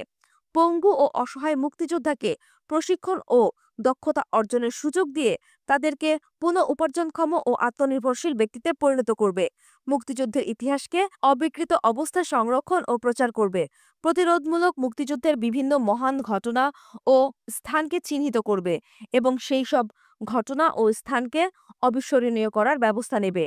মুক্তিযুদ্ধের খাঁটি দলিল ও প্রামাণ্য ইতিহাস জাতীয় পর্যায়ে সংরক্ষণ করে ভবিষ্যৎ বংশধরকে অনুপ্রাণিত করবে। 27 বাংলা ভাষা ও সাহিত্য সংরক্ষণ, উন্নয়ন ও প্রসার। বাংলা ভাষা ও সাহিত্য আমাদের জাতীয় পরিচয়ের ও আত্ম উপলব্ধির অনস্বীকার্য উপাদান। ১৯৪৮ থেকে ৫২ ঐতিহাসিক ভাষা আন্দোলন আমাদের জাতীয় মুক্তি আন্দোলন সার্থকতার প্রথম মৌলিক সোপান। বাংলা ভাষা ও সাহিত্য যাতে জাতীয় জীবনে পূর্ণ ও ব্যাপক মর্যাদায় প্রতিষ্ঠিত হয়, সেই জন্য আমাদের দল ও তার সরকার নিরলস প্রচেষ্টা চালাবে। বাংলা ভাষা ও সাহিত্যের ভবিষ্যৎ উন্নয়ন ও সমৃদ্ধির মূল কেন্দ্র যাতে বাংলাদেশ ভিত্তিক হয়, সেজন্য আমাদের দল সর্বাত্মক প্রয়াস চালাবে। এই লক্ষ্য অর্জনের জন্য আমাদের পার্টি বিদ্যালয়গুলোতে বাংলা ও সাহিত্য চর্চা জোরদার করবে। বাংলা ভাষা ও সাহিত্যের উন্নয়নের জন্য নিয়োজিত প্রতিষ্ঠান ও সংস্থার কার্যক্রম সুসংবদ্ধ ও বলিষ্ঠ করবে। জাতীয় জীবনের সর্বস্তরে বাংলা ভাষা বলিষ্ঠতর ব্যবহার ও ব্যাপকতর প্রসার চেষ্টা চালাবে এবং উচ্চতর ও মাধ্যমিক শ্রেণীর পাঠ্যপুস্তক ও গবেষণামূলক গ্রন্থাদি বাংলায় দ্রুত রচনার বা অনুবাদের আশু ব্যবস্থা গ্রহণ করবে। ২৮ বাংলাদেশী সাহিত্য সংস্কৃতি ও ক্রীড়ার বিকাশ। জাতির স্বতঃস্ফূর্ত সৃজনশীল প্রতিভার সুষ্ঠু ও সার্বিক বিকাশের উদ্দেশ্যে আমাদের দল সংস্কৃতি, সাহিত্য ও ক্রীড়ার সংগঠিত ও বিস্তৃততর উন্নয়নের প্রচেষ্টা নেবে। এই লক্ষ্য অর্জন করার জন্য আমরা দেশের সকল এলাকায় প্রয়োজনীয় সংখ্যক সংস্কৃতি ও ক্রীড়া কেন্দ্র পর্যায়ক্রমে ও সুবিন্যস্তভাবে গড়ে তুলব। সংস্কৃতি, সাহিত্য, ক্রীড়াক্ষেত্রে সকল জননির্ভর এবং জনমুখী লোক প্রচেষ্টাকে প্রয়োজনীয় বাস্তব সাহায্য সহায়তা দেব। দেশের আনাচে কানাচে সংস্কৃতি, সাহিত্য, ক্রীড়াক্ষেত্রে যে সকল প্রতিভাশীল ব্যক্তি ও গোষ্ঠী রয়েছে, তাদের চর্চা ও প্রশিক্ষণের সুযোগ দিয়ে তাদের সাধনালব্ধ কৃতিত্বকে জাতীয় সম্মান ও সম্পদে রূপান্তরিত করার সুসংগঠিত প্রচেষ্টা চালাব। ২৯ ধর্মীয় শিক্ষা। ধর্ম আমাদের ঐতিহ্যের অবিভাজ্য অংশ, বাংলাদেশের বিভিন্ন ধর্মীয় মানুষের আবাসস্থল। ইসলাম এদেশের বিপুল সংখ্যাগরিষ্ঠ জনগণের ধর্ম ও জীবন দর্শন। ইসলাম ধর্মের শিক্ষা যাতে মুসলমানদের জীবনে সম্পূর্ণভাবে প্রতিফলিত হতে পারে, সেজন্য সর্বাত্মক প্রচেষ্টা চালাবো। অনুরূপভাবে অন্যান্য ধর্মের মানুষেরা যাতে নিজ নিজ জীবন বিশ্বাস অনুযায়ী ধর্মশিক্ষা লাভ করতে পারেন, সেজন্য আমাদের দল আন্তরিক প্রচেষ্টা চালাবে। ৩০ জাতীয় শাসনতন্ত্রের জীবন নির্ভর ও বাস্তবমুখী রূপ সংরক্ষণ। গত ২.৫ বছরে জাতীয় স্বাধীনতা, সার্বভৌমত্ব ও উন্নয়নের প্রয়োজনে বাস্তবতার দাবিতে জাতীয় শাসনতন্ত্রে যে সকল বাঞ্ছনীয় পরিবর্তন আনা হয়েছে, তা সুরক্ষিত রাখার জন্য আমাদের দল সরকারকে সকল সমর্থন দেবে। ৩১ জাতীয় পররাষ্ট্র নীতির উপাদান ও লক্ষ্য। স্বাধীনতা, সার্বভৌমত্ব, সমৃদ্ধি ও আন্তর্জাতিক প্রীতি ও সখ্যতা। আমাদের দলের দৃঢ় বিশ্বাস এই যে সংগঠিত জাতীয় উন্নয়ন ও সমৃদ্ধি অর্জনের সকল প্রচেষ্টা বাংলাদেশকে আন্তর্জাতিক জগতে যথাযোগ্য সম্মান ও মর্যাদার আসনে সমাসীন করতে পারবে। সকল জাতির স্বাধীন সার্বভৌমত্ব, সমতার ভিত্তিতে আন্তর্জাতিক প্রীতি, সখ্যতা ও শান্তি গড়ে উঠুক এবং সুরক্ষিত হোক, ইহাই জনগণতান্ত্রিক বাংলাদেশী পররাষ্ট্রনীতির ক্ষেত্রে প্রধান লক্ষ্য। বাংলাদেশের জনগণ আন্তর্জাতিক চক্রান্ত ও সংঘর্ষের বিরোধী। জনগণের ইচ্ছার প্রতিফলন ঘটিয়ে আমাদের দল এমন এক পররাষ্ট্রনীতির অনুসরণ করবে, যার আওতায় সার্বভৌমত্ব ও স্বাধীনতা ভিত্তিক সাম্যের স্বপ্ন বাস্তবায়িত হবে। আমাদের দল অন্য দেশ ও জাতির অভ্যন্তরীণ বিষয়ে হস্তক্ষেপ না করার নীতি কঠোরভাবে অনুসরণ করে যাবে। পররাষ্ট্র নীতির ক্ষেত্রে আমাদের মৌলিক প্রধান লক্ষ্য হচ্ছে: ক জাতিসংঘের সনদ এবং এর মূলনীতির প্রতি আমাদের পূর্ণ সমর্থন। খ আন্তর্জাতিক শান্তি ও সম্প্রীতি গভীরতর ও স্থায়ী করার প্রচেষ্টায় সামিল হওয়া। গ তৃতীয় বিশ্বের উন্নয়নশীল দেশগুলির সঙ্গে বাংলাদেশের সহমর্মিতা ও সখ্যতা দৃঢ় করে তোলা। ঘ মুসলিম দুনিয়ার ভ্রাতৃপ্রীতম সকল দেশের সঙ্গে গভীর ও স্থায়ী বন্ধুত্ব অটুট রাখা ও সম্প্রসারিত করা। আরব এবং ফিলিস্তিনি ভাইদের ন্যায্য অধিকার প্রতিষ্ঠা ও রক্ষার পূর্ণ সমর্থন দান করা। চ জোট নিরপেক্ষ বিশ্বের সঙ্গে মৈত্রীর বন্ধন জোরদার করে তোলার প্রচেষ্টা অব্যাহত রাখা। ছ প্রতিবেশী সকল রাষ্ট্রের সাথে, বিশেষত দক্ষিণ পূর্ব এশিয়ার নিকটবর্তী রাষ্ট্রসমূহের সঙ্গে বন্ধুত্ব ও সহযোগিতা দৃঢ় ও স্থায়ী করা। জ এশিয়া ও আফ্রিকা সহ দুনিয়ার যেসব এলাকায় অত্যাচারী, ঔপনিবেশিক স্বৈরাচারী, সংখ্যালঘু, সাম্রাজ্যবাদী ও সম্প্রসারণবাদী শাসন ও শোষণ চলছে, সেসব অঞ্চলের জনগণের বিপ্লবী মুক্তি আন্দোলনকে সকল প্রকার সমর্থন দেয়া। পার্টির পররাষ্ট্রনীতির মৌলিক উদ্দেশ্য হচ্ছে বাংলাদেশের স্বাধীনতা ও সার্বভৌমত্বকে অটুট রেখে সকল দেশের সঙ্গে বন্ধুত্বপূর্ণ সহযোগিতার ক্ষেত্রে সম্প্রসারণ করে এমন এক শান্তিপূর্ণ ও উন্নয়নমুখী পরিবেশ গড়ে তোলা যা বাংলাদেশের জনগণের উন্নয়ন, সুখ ও সমৃদ্ধি সহায়ক হবে। আগস্ট ১৯৭৮। পার্টির আদর্শ। প্রথম অধ্যায়। আমাদের জাতীয় সমস্যাবলীর প্রকৃত বিশালতার কারণ উদ্ঘাটনের জন্য আমাদের অতীত ইতিহাস পর্যালোচনা অপরিহার্য। উপমহাদেশের পার্শ্ববর্তী ভূখণ্ডের এবং সাগরপার থেকে আগত বিদেশি শাসক গোষ্ঠী শত শত বৎসর ধরে এদেশের মানুষের উপর যে নিষ্ঠুর শোষণ, নিষ্পেষণ ও নিপীড়ন চালিয়েছিল, মূলত সেটাই এই পরিস্থিতির জন্য দায়ী। এদেশের সম্পদ পাচার হয়ে যায় সেই শাসকদের স্বদেশে এবং এই সম্পদের ওপর এদেশের মানুষের ন্যায্য অধিকার থেকে তাদের সম্পূর্ণ বঞ্চিত করা হয়। এভাবে ২০০ বছরেরও বেশি কাল ধরে অর্থনৈতিক, সামাজিক, সাংস্কৃতিক ও রাজনৈতিক ক্ষেত্রে আমাদের সমস্যাবলী ক্রমাগত পঞ্জীভূত হয়ে বর্তমানে পর্বত প্রমাণ রূপ নিয়েছে। ১৯৪৭ সালের পূর্ববর্তী কালের মোট ২০০ বৎসর পাকিস্তানের আমলে এবং ১৯৭১ সালে স্বাধীনতা অর্জনের পরের কয়েক বছর ক্রমাগত শোষণের ফলে এদেশের মানুষ দরিদ্র থেকে দরিদ্রতর হয়েছে এবং সত্যি কথা বলতে কি একেবারে নিঃস্ব হয়ে পড়েছে। শহর ও পল্লী এলাকায় আমাদের সমাজ ব্যবস্থা যাতে সংগঠিত না হয়ে উঠতে পারে, বিদেশি শাসকগণ তার সব বন্দোবস্তই পাকা করেছিল। সামাজিকভাবে আমরা যাতে দুর্বল, দ্বিধাবিভক্ত এবং মনোবলহীন হয়ে থাকি, আমরা যাতে বিদ্রোহী হয়ে না উঠতে পারি, সেজন্য সুপরিকল্পিতভাবে এটা করা হয়েছিল। তারা চেয়েছিল এমন একটা পরিস্থিতি সৃষ্টি করতে যাতে করে দেশের ভেতর বিশেষ সুবিধাভোগী একটি শ্রেণী গড়ে তোলা যায় এবং এদেশের বিশাল সংখ্যাগরিষ্ঠ অসহায় জনগোষ্ঠীকে শোষণ করার জন্য তাদের লেলিয়ে দিতে পারা যায়। এই লক্ষ্য সামনে রেখে তারা সৃষ্টি করে একটা জমিদার শ্রেণী, যারা ন্যায়নীতির কোনো রকম তোয়াক্কা না করে ধর্ম, বর্ণ নির্বিশেষে শোষণের জাতাকলে এদেশের মানুষকে পিষ্ট করতে থাকেন। এই জমিদার শ্রেণী ছিল তাদের সতর্কতার সঙ্গে দেশে একটি ঔপনিবেশিক প্রশাসন ব্যবস্থা গড়ে তোলা। এই প্রশাসন পরিচালনার দায়িত্বে নিয়োজিত ব্যক্তিদের এমনভাবে প্রশিক্ষিত এবং উদ্বুদ্ধ করা হয় যেন তারা জনগণ থেকে বিচ্ছিন্ন হয়ে থাকে এবং শুধু তাদের ঔপনিবেশিক প্রভুদের স্বার্থ সিদ্ধির জন্যই তৎপর থাকে। কলকাতা এবং দিল্লির মসনদ থেকে শাসন ব্যবস্থা পরিচালনা করা হতো, আর বাংলাদেশে ছিল তাদের বিভিন্ন ধরনের রসদ ও কাঁচামালের যোগানদার। মাথার ঘাম পায়ে ফেলে খেতে খামারে ফসল ফলিয়েছে এদেশের মানুষ, কিন্তু কোনো দিনই তারা তা থেকে উপকৃত হয়নি। শোষণের প্রক্রিয়াকে আরও জোরদার করার জন্য নির্বাচিত এক শ্রেণীর প্রতিনিধিরা প্রশাসনের কর্মকর্তা এবং জমিদারের কাছ থেকে সব রকম দিক নির্দেশনা ও সাহায্য সহযোগিতা পেত। শোষণের প্রক্রিয়াকে চূড়ান্ত করার জন্য তারা সাধারণ মানুষকে মুখ খুলতে দিত না। শোষণের এই প্রক্রিয়া থেকেই প্রতিটি গ্রামে সৃষ্টি হয় ন্যায়নীতি বর্জিত অশুভ একটি শ্রেণী, যারা দেশে জনগণের মধ্য থেকে সত্যিকার নেতৃত্বে বিকাশের পথ রুদ্ধ করে রাখে। সমাজের বিশেষ সুবিধাভোগী এই শ্রেণীটি সাধারণ মানুষের শ্রমকে পুঁজি করে প্রভাব প্রতিপত্তি আর ধনদৌলতের মালিক হয়ে দাঁড়ায়। পৃথিবীতে সম্ভবত এমন আরেকটি দেশও খুঁজে পাওয়া যাবে না যেখানকার মানুষ এদেশের জনগণের মতো এত দীর্ঘকাল ধরে এবং এত বেশি শোষিত ও নির্যাতিত হয়েছে। এবং এই দুর্দশার জন্য দায়ী সমাজের বিশেষ সুবিধাভোগী এই শ্রেণীটি, যারা ছিল তাদের বিদেশি প্রভুদের দ্বারা সৃষ্ট এবং লালিত। শোষণের এই প্রক্রিয়া কিন্তু আজও শেষ হয়ে যায়নি। আজও তা আমাদের সমাজে নানারূপে চালু রয়েছে। পল্লী এলাকার বিশাল জনগোষ্ঠী আজও পুরোপুরি সংগঠিত নয়, ফলে এখন তারা প্রতি পদে বঞ্চিত, লাঞ্ছিত হচ্ছে। সমাজের শীর্ষস্থানীয় এই অশুভ শোষণের হাত থেকে পরিত্রাণের কোনো পথ তাদের জানা নেই।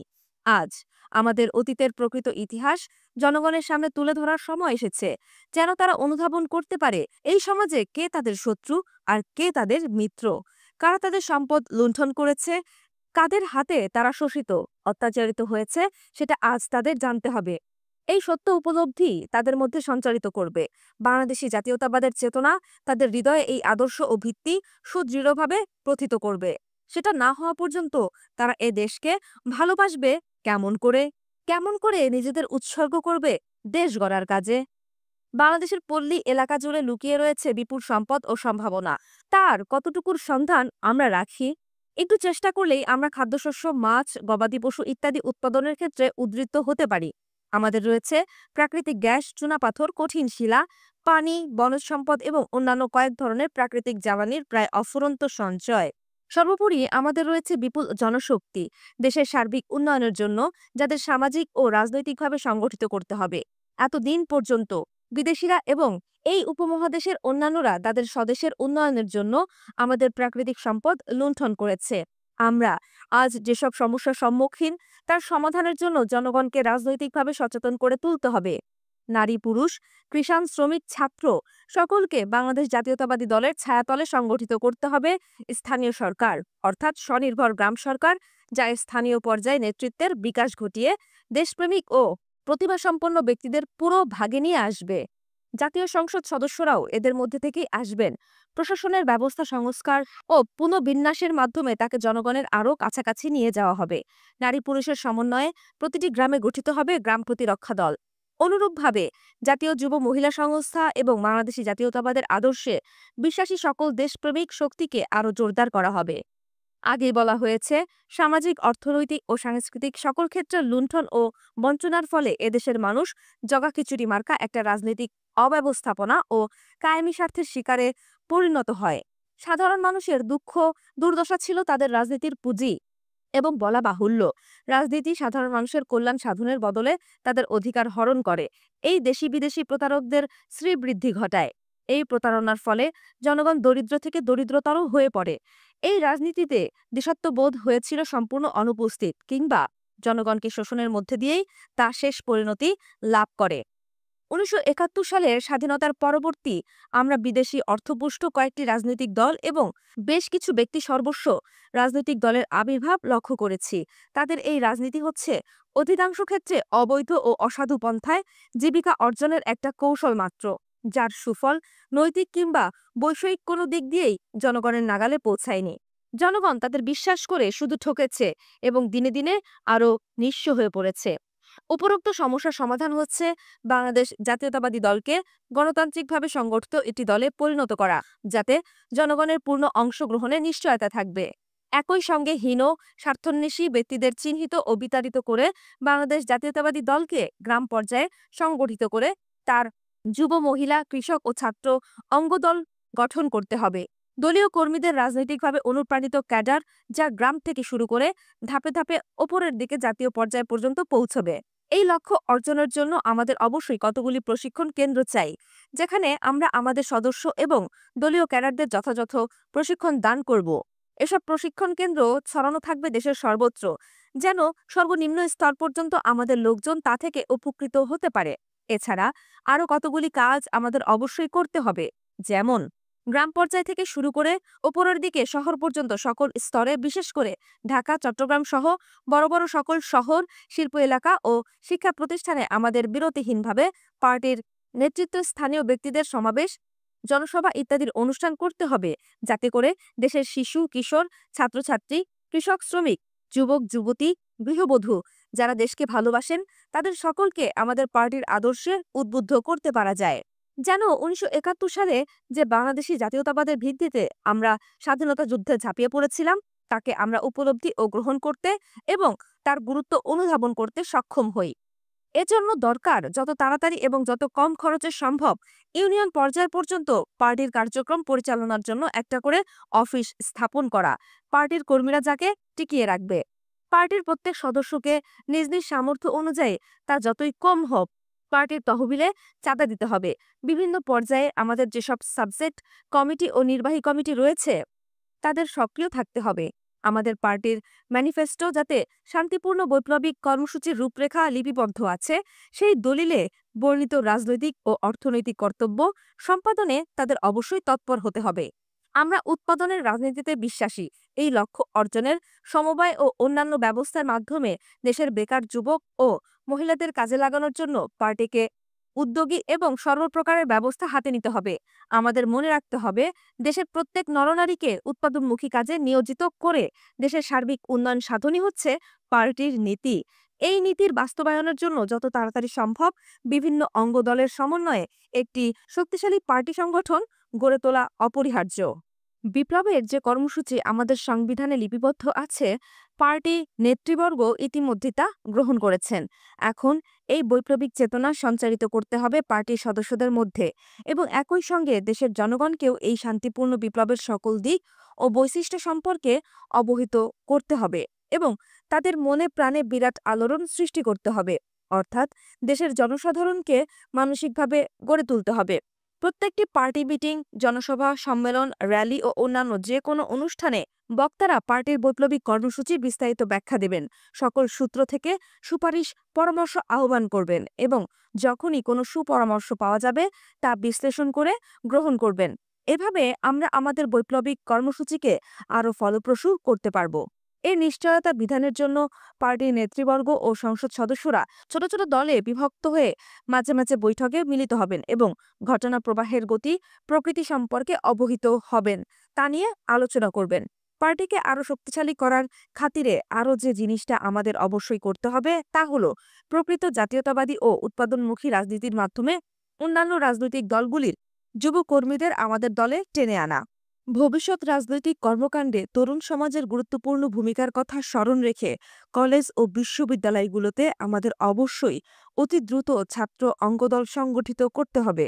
আমাদের দলভুক্ত ছাত্র সদস্যদের দলীয় নীতি ও আদর্শ সম্পর্কে পূর্ণ ওয়াকিবহাল করে তুললেই শুধু যথেষ্ট হবে না, তাদের একই সঙ্গে বিভিন্ন জাতীয় উন্নয়নমূলক কাজেও নিয়োজিত করতে হবে, যাতে করে তারা আমাদের উৎপাদনে রাজনীতির সঙ্গে নিজেদের ওতপ্রোতভাবে জড়িয়ে ফেলতে পারে। পার্টির নির্বাহী কমিটিগুলো এবং বিভিন্ন স্তরে এর অঙ্গ দলগুলিকে মাঝে মাঝে বৈঠকে মিলিত হয়ে দলীয় লক্ষ্য অর্জনের সাফল্য ব্যর্থতা পর্যালোচনা করে ভুল ত্রুটি সংশোধনের উপযুক্ত ব্যবস্থা করতে হবে। দলের সদস্য, সমর্থক ও জনগণকে পার্টির কর্মসূচি ও কর্মতৎপরতা সম্পর্কে অবহিত করার জন্য আমাদের কতগুলি ইংরেজি বাংলা দৈনিক ও সাপ্তাহিক পত্রিকা প্রকাশ করতে হবে। অঙ্গ দলগুলিও তাদের নিজস্ব সাপ্তাহিক প্রকাশ করবে। আমরা লক্ষ্য করছি কয়েকটি রাজনৈতিক দল ঢাকা ও চট্টগ্রাম শহরে এবং শ্রমিক ও ছাত্র অঙ্গনে তাদের তৎপরতা কেন্দ্রীভূত করছে। এই অশুভ তৎপরতা সম্পর্কে বিশেষভাবে সচেতন থাকা এবং এই ক্ষেত্রগুলিতে অতি দ্রুত আমাদের পার্টি সংগঠনকে শক্তিশালী করে তাদের নিষ্ক্রিয় করে দেওয়া অবশ্য প্রয়োজন। আমাদের পার্টি বয়সে নবীন, তাই মন্ত্রী ও সংসদ সদস্য সহ পার্টির নেতৃবৃন্দকে অবশ্যই পার্টিকে সুসংগঠিত করার জন্য যথেষ্ট সময় ব্যয় করতে হবে। মনে রাখতে হবে আমাদের অস্তিত্ব, আমাদের ক্ষমতা, প্রভাব সবকিছু এই পার্টির ওপর নির্ভরশীল। কাজে বিভিন্ন পর্যায়ে, বিশেষ করে সমাজের সর্বনিম্ন স্তরে এই ভিত্তি মজবুত না হলে আমাদের অস্তিত্ব টিকবে না। আমাদের সকলকে তাই পার্টির কেন্দ্রীয় কার্যালয় থেকে প্রচারিত নির্দেশ অনুযায়ী নিজ নিজ দায়িত্ব পালন করে যেতে হবে। আমাদের প্রতিদ্বন্দ্বী যেসব রাজনৈতিক দল জাতীয়তাবাদের আদর্শে বিশ্বাসী নয়, তাদের রাজনৈতিকভাবে নিষ্ক্রিয় করার জন্য আমরা অবশ্যই সর্বশক্তি নিয়োগ করব। কিন্তু একই সঙ্গে জাতীয়তাবাদী, দেশপ্রেমিক এবং আমাদের প্রতি মিত্রভাবাপন্ন রাজনৈতিক দলগুলিকেও আমাদের মূল্যায়ন করতে হবে। বলা বাহুল্য, আমাদের অবশ্যই প্রতিনিয়ত আমাদের পার্টি ক্যাডারের শক্তি বৃদ্ধির উদ্দেশ্যে সমাজের ভিন্ন স্তর থেকে সুপরিকল্পিতভাবে বুদ্ধিজীবী সম্প্রদায় অর্থাৎ শিক্ষক, ছাত্র, সাংবাদিক, বৈজ্ঞানিক, লেখক, শিল্পী ও কারিগরি পেশাভুক্ত ব্যক্তিদের দলের পতাকাতলে সংঘবদ্ধ করার জন্য প্রচেষ্টা অব্যাহত রাখতে হবে। এবার আসা যাক সংস্কৃতি প্রশ্নে। ইতিহাস পর্যালোচনা করলে দেখা যাবে বহু যুগ ধরে আমাদের সংস্কৃতির ওপর পরিকল্পিতভাবে হামলা চলছে। জাতীয় জীবনে বিদেশি ভাবধারা ও সংস্কৃতির ওপর অনুপ্রবেশের ফলে জাতীয় সংহতি ও বাংলাদেশি জাতীয়তাবাদের জন্য অপরিহার্য একটি সত্যিকার দেশজ সংস্কৃতির বিকাশ কোনো ক্রমেই সম্ভব হয়নি। বিদেশি সমর্থন ও অর্থপুষ্ট কিছু লোক বাংলাদেশের মানুষের আশা আকাঙ্ক্ষার প্রতিফলন হবে যে সংস্কৃতিতে তার সুস্থ ও স্বাভাবিক বিকাশের পথ আজও রুদ্ধ করে রাখবার চেষ্টা করছে। আমাদের জাতীয় সংস্কৃতিতে বিদেশি চিন্তাধারার অশুভ অনুপ্রবেশ রোধ করতে হবে। সংস্কৃতির অপমৃত্যু ঘটানোর জন্য যারা সচেষ্ট তাদের সকল চক্রান্ত ব্যর্থ করতে হবে। এর জন্য প্রথম প্রয়োজন সারা দেশব্যাপী শহরে গ্রামে বাংলাদেশ জাতীয়তাবাদী দলের সাংস্কৃতিক অঙ্গদল গড়ে তোলা এবং এগুলির মাধ্যমে জাতীয় সংস্কৃতির পূর্ণ পৃষ্ঠপোষকতা ও এর যথার্থ বিকাশের জন্য সক্রিয় ব্যবস্থা গ্রহণ করা। একই সঙ্গে দেশপ্রেমিক সকল শিল্পী, সাহিত্যিক, কবি, সঙ্গীত শিল্পী তথা শিল্পকলার সঙ্গে জড়িত প্রত্যেককে সর্বতোভাবে সাহায্য, সহযোগিতা ও উৎসাহ দিতে হবে। বিশেষ বিশেষ দিনে ও উপলক্ষে জাতীয়তাবাদী দলের সাংস্কৃতিক অঙ্গদলের মাধ্যমে দেশের সর্বত্র সকল পর্যায়ে সাংস্কৃতিক অনুষ্ঠানের আয়োজন করতে হবে। বস্তুত আমাদের জাতীয় সংস্কৃতির বিকাশ, উন্নয়ন ও প্রসার মূল বাংলাদেশ জাতীয়তাবাদী দল এবং এর সকল অঙ্গদলের দায়িত্ব ও কর্তব্য বলে গণ্য হবে। দলের উদ্যোগে এবং প্রচেষ্টায় বিভিন্ন স্থানে সাংস্কৃতিক কেন্দ্র স্থাপন করতে হবে। এসব কেন্দ্রে বাংলাদেশের নিজস্ব সাংস্কৃতিক সম্মুখভাবে জনগণের কাছে তুলে ধরতে হবে। উপমহাদেশের রাষ্ট্রসমূহ, ইসলামী দুনিয়া এবং বিশ্বের অন্যান্য দেশে নিয়মিতভাবে সাংস্কৃতিক দল পাঠিয়ে বাংলাদেশের শিল্প, চারুকলা তথা সাংস্কৃতিক ঐতিহ্যের সঙ্গে বিশ্ববাসীকে পরিচিত করে তুলতে হবে। আমাদের অর্থনৈতিক সমস্যাবলী নিয়ে বিশেষভাবে চিন্তা করা ও বিশদ আলাপ আলোচনা করা অত্যন্ত জরুরি। আমাদের জানতে হবে যে আমাদের দেশে জমিতে, পানিতে এবং মাটির নিচে কি সম্পদ রয়েছে।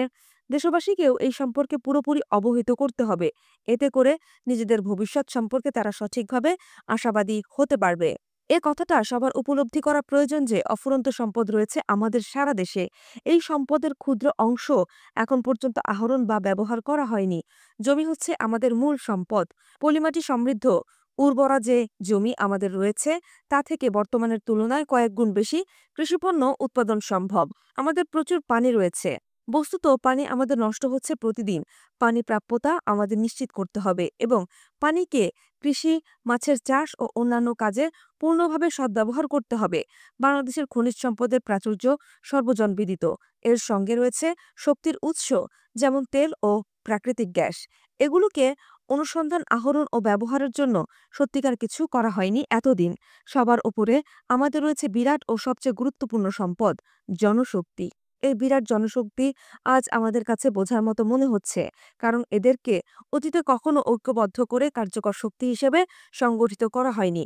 ফলে এদেরকে যথাযথভাবে কাজে নিয়োজিত করা সম্ভব হয়নি। কিন্তু আমাদের এবার দেশের সকল সম্পদ, জমি, পানি, খনিজ ও অন্যান্য প্রাকৃতিক সম্পদ ও সর্বোপরি জনশক্তিকে পূর্ণভাবে কাজে লাগাতে হবে। বিপ্লব।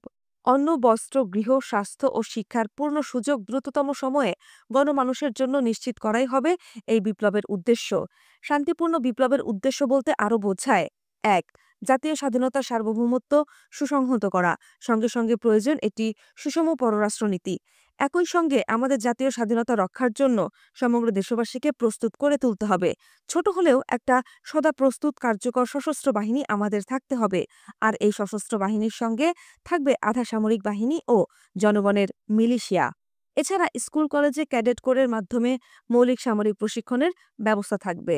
২. কৃষি সংস্কার। আমাদের খাদ্য উৎপাদন দ্বিগুণ করতে হবে। মাছ চাষ, হাঁস মুরগি ও গবাদি পশু পালন ও প্রজনন কয়েক গুণ বাড়াতে হবে। সারা দেশকে সেচের আওতায় আনতে হবে। এই লক্ষ্য অর্জিত হবে প্রায় আগামী ৫ বছরের মধ্যে। জমির মালিকানা ব্যবস্থা দেশবাসীর কাছে সহজ গ্রহণযোগ্য একটা পন্থায় পুনর্বিন্যাস করা প্রয়োজন। তেমনি প্রয়োজন উপকূলীয় এলাকায় সমুদ্র থেকে জমি উদ্ধার করা, বন সম্পদ বৃদ্ধি ও পর্যায়ক্রমে কৃষি ও সমবায় গঠন করা। ৩. শিক্ষা সংস্কার। ৪. পরিবার পরিকল্পনা। ৫. ব্যাপকভাবে শিল্প উৎপাদন এবং দেশব্যাপী বৈদ্যুতিকরণ। ৬. সমাজ সংস্কার, যাতে থাকবে মানুষে মানুষে সাম্য আর ন্যায় বিচার ভিত্তিক সুষ্ঠু সমাজ ব্যবস্থা ও সুষম বন্টন। ৭. প্রশাসনিক সংস্কার। ৮. ধর্মকে জীবনের সকল ক্ষেত্রে মূল পরিচালক শক্তি হিসেবে স্বীকৃতি দেয়া এবং উপযুক্ত ব্যবস্থা নেয়া। ৯. আইন সংস্কার। ১০. শ্রম আইন সংস্কারের মাধ্যমে শ্রমিকদের অবস্থার সর্বাঙ্গীন উন্নয়ন। ১১. জনশক্তির উন্নয়ন, পুরুষ নারী সকলকে। ১২. খনিজ তথা সকল প্রাকৃতিক সম্পদের অনুসন্ধান, আহরণ ও পূর্ণ সদ্ব্যবহারের ব্যবস্থা করা। ১৩. সাংস্কৃতিক উন্নয়ন। ভূমি ও কৃষি ব্যবস্থা। বর্তমানে আমাদের জাতীয় উৎপাদনের বৃহত্তম অংশ আসে কৃষি থেকে। তাই স্বাভাবিকভাবেই শতকরা ৮৫ জন লোক জমিতে কৃষিকাজে বিভিন্নভাবে নিয়োজিত রয়েছে।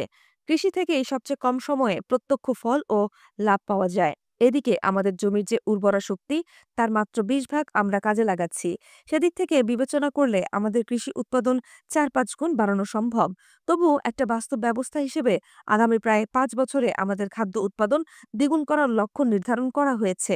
তাই জমির পূর্ণ ব্যবহারের জন্য কৃষি সংস্কার অপরিহার্য। এই সংস্কারের অন্যান্য বিষয়ের মধ্যে জমির মালিকানা ও স্বত্ব ইত্যাদি ব্যবস্থাও আসবে। বস্তুত কৃষি সংস্কার বলতে কৃষি সম্পর্কিত সবকিছুকেই বোঝায়। প্রথমত, আমাদের দেশের সকল আবাদি জমিকে বহুমুখী সেচ ব্যবস্থার আওতায় আনতে হবে। অর্থাৎ স্বেচ্ছাশ্রমের ভিত্তিতে দেশের সব হাজামাজা নদী ও খাল পুনঃখনন করে সেগুলিকে সারা বছর যাতে পানি থাকে এমন নদীগুলির সঙ্গে সংযুক্ত করা। যেখানে নদী ও খাল পুনঃখনন করে জমিতে পানি সরবরাহ সম্ভব নয়, সেখানে নতুন খাল খনন করে সেগুলিকে সদ্য প্রবাহিত নদীর সঙ্গে সংযুক্ত করতে হবে। এই পদ্ধতি যেখানে কার্যকর নয় সেখানে বিভিন্ন ধরনের পদ্ধতি ব্যবহার করতে হবে। কৃষি উৎপাদনের ক্ষেত্রে সত্যিকার বিপ্লব আসবে বাঁশ ও কাঠ দিয়ে দেশে তৈরি ছোট ছোট পাম্প ও টিউবওয়েল ব্যবহারের মাধ্যমে। এগুলি মহিলা এবং ছোট ছোট ছেলেমেয়েরাও অনায়াসে চালাতে পারবে। এর জন্য তেল বা বিদ্যুতের কোনো প্রয়োজন হবে না। আর মেরামতের জন্য খুচরা যন্ত্রাংশেরও কোনো সমস্যা থাকবে না। টিউবওয়েল দিয়ে ক্রমাগত সেচের জন্য পানি তুললে ভূনিম্ন পানির স্তর নেমে যাবে বলে যে আশঙ্কা করা হচ্ছে সেটা ভুল। নদী খাল পুনঃখননের ফলে নদীগুলো দিয়ে যে পানি সারা বছর প্রবাহিত হয়ে সমুদ্রে গিয়ে পড়ে তার যথাযথ ব্যবহার হবে এবং এর ফলে ভূনিম্নস্থ পানির প্রয়োজনীয়তা উচ্চতা বজায় রাখা সম্ভব। দেশের সকল আবাদি জমির পূর্ণ সদ্ব্যবহারের জন্য আমাদের প্রয়োজন কৃষি সমবায় গঠন করা। জমিতে আইল করে যে বিপুল পরিমাণ চাষযোগ্য জমি নষ্ট হচ্ছে, সমবায় করলে সেই অপচয় রোধ করা যাবে। খাদ্য তখন প্রাকৃতিক গ্যাস ব্যবহার করে সার, কীটনাশক, ওষুধ ইত্যাদি চাষ করতে পারবে। আমাদের বিভিন্ন ধরনের কৃষি পণ্য উৎপাদন করতে হবে। ব্যাপক হারে গম, যব, বজরা ইত্যাদি চাষ করতে হবে। ভোজ্য তেলের জন্য সর্ষে, সয়াবিন, সূর্যমুখী ফুল, ভুট্টা ইত্যাদির উৎপাদন অনেক বাড়াতে হবে। সারা দেশে ব্যাপক হারে তুলা চাষেরও ব্যবস্থা করতে হবে, যাতে করে আমাদের তুলার চাহিদা আমরা দেশেই মেটাতে পারি। ইতিমধ্যেই দেশে তুলা উৎপাদনের প্রচেষ্টা সফল হয়েছে এবং দেশে 10 লক্ষ একর জমিতে তুলা চাষ করলে আমাদের সারা বছরের চাহিদা পূরণ হবে। এর ফলে শুধু যে আমাদের গ্রামীণ সমাজ জীবনে আমূল পরিবর্তন আসবে তাই নয়, বিদ্যুৎ ব্যবহারের ফলে সেচের পাম্প, টিউবওয়েল প্রভৃতি চালাবার খরচও অনেক কমে যাবে। জমির পূর্ণ ব্যবহারের জন্য আমাদের উচিত পল্লী অঞ্চলে বসতবাড়ির জন্য যথাসম্ভব কম জমি ব্যবহার করা, সেদিকে লক্ষ্য রাখা প্রয়োজন। আমাদের রাস্তাঘাট, রেলওয়ে লাইন, বাঁধ ও খালের দুধারে ফলের গাছ লাগাতে হবে, যাতে করে জমির সর্বাধিক ব্যবহার নিশ্চিত করতে পারি। এসব গাছ থেকে যে পরিমাণে ফল পাওয়া যাবে তা দিয়ে আমাদের খাদ্যের ঘাটতি মেটানো সম্ভব। দেশের উত্তরাঞ্চলে ছোটখাটো বনাঞ্চল গড়ে তুলতে হবে। সমুদ্র থেকে জেগে ওঠা জমি সদ্ব্যবহারের জন্য আমাদেরকে প্রচেষ্টা চালিয়ে যেতে হবে এবং পরিকল্পিতভাবে সমুদ্র থেকে জমি পুনরুদ্ধার করতে হবে। একই সাথে দেশের চর জমিগুলোর সুষ্ঠুভাবে বিলি ব্যবস্থা করে সেগুলিকে পুরোপুরিভাবে চাষাবাদের আওতায় আনতে হবে। উন্নতমানের ফসল উৎপাদনের লক্ষ্যে আমাদের উচ্চ ফলনশীল বীজ উৎপাদনের বিষয়ে সচেষ্ট হতে হবে। শহর এলাকায় স্বনির্ভরতা অর্জনের লক্ষ্যে প্রতিটি শহরের চারপাশে ব্যাপকভাবে শাকসবজির আবাদ করতে হবে, যাতে করে এই এলাকার প্রয়োজন স্থায়ীভাবে মেটানো যায়, অর্থাৎ গ্রিন বেল্ট সৃষ্টি করতে হবে। এইসব ব্যবস্থা পুরোপুরিভাবে বাস্তবায়িত হলে আমরা বছরে গড়ে একটি ফসলের জায়গায় কমপক্ষে 3টি ফসলের নিশ্চয়তা বিধান করতে পারব।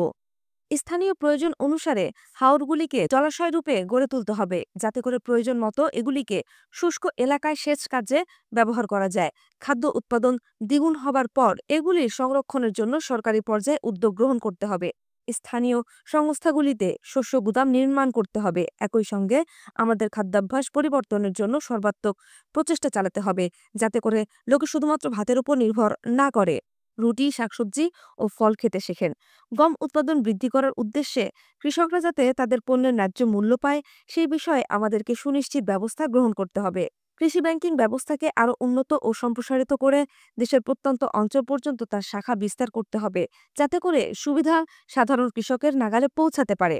শুধু শাখা খুললেই যথেষ্ট হবে না, এর নিয়মকানুনও এমনভাবে শিথিল করতে হবে যেন টাকা পয়সা লেনদেন করতে কৃষকদের কোনো রকম অসুবিধায় না পড়তে হয়। এই ব্যাংকিং ব্যবস্থার মাধ্যমে শস্য বীমার প্রচলনকেও উৎসাহিত করতে পারা যাবে। একথা পুনরুল্লেখ নিষ্প্রয়োজন যে আমরা এখনো পর্যন্ত বলতে গেলে সেই প্রাগ ঐতিহাসিক আমলের কৃষি ব্যবস্থাকেই আঁকড়ে ধরে রয়েছি। আমাদের ক্রমবর্ধমান চাহিদা পূরণের প্রয়োজন এই কৃষি পদ্ধতির আধুনিকায়ন ও উন্নত অপরিহার্য এবং সেজন্য দেশের সর্বত্র আরও ব্যাপকভাবে ছোট ছোট ট্রাক্টর ও অন্যান্য কৃষি সরঞ্জামের ব্যবহার চালু করা দরকার। তা করতে গেলে দেশের ভেতরে এসব সরঞ্জাম উৎপাদনের ব্যবস্থা নিতে হবে এবং আমাদের কৃষি পদ্ধতি সম্পর্কে অবিলম্বে তাদের প্রশিক্ষণ দানের ব্যবস্থা নিতে হবে। কৃষকদের উপযুক্ত প্রশিক্ষণের নিশ্চয়তা বিধানের জন্য স্থানীয় সংস্থাগুলিকে কাজে লাগানো হবে এবং আবাদযোগ্য সকল জমির পূর্ণ ব্যবহার নিশ্চিত করার দায়িত্ব তাদের ওপর অর্পণ করতে হবে। খাদ্য উৎপাদন দ্বিগুণ করার মাধ্যমে আমরা প্রায় ৮০ লাখ টন উদ্বৃত্ত খাদ্যশস্য বিদেশে রপ্তানি করতে সক্ষম হব, কিন্তু তা করার জন্য এখন থেকে আমাদের বিশ্ববাজারে ক্রেতার সন্ধানে যোগাযোগ করা দরকার।